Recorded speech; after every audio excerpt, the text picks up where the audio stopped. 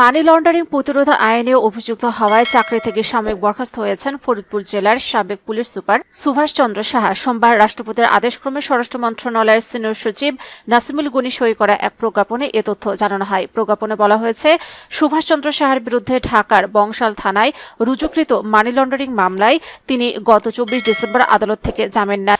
ওই মামলায় গত 17 ডিসেম্বর 2023 তারিখে অভিযোগপত্র দাখিল এবং গত বছরের 16 জুলাই চার্জ গঠন করা হয়। এতে বলা হয় 2024 সালের 20 আগস্ট থেকে পরবর্তী 6 মাসের জন্য মামলার সকল কার্যক্রম স্থগিতাদেশ প্রদান করলেও তার বিরুদ্ধে দায়েরকৃত মামলাটি বাতিল হয়নি। সেহেতু সুভাষচন্দ্র সাহাকে সরকারি চাকরি আইন 2018 এর 39-এর 2 ধারার বিধান অনুযায়ী সরকারি চাকরি হতে সাময়িক বরখাস্ত করা হলো।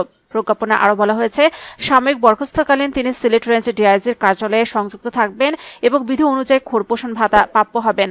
জনস্বার্থে এ আদেশ জারি করা হলো।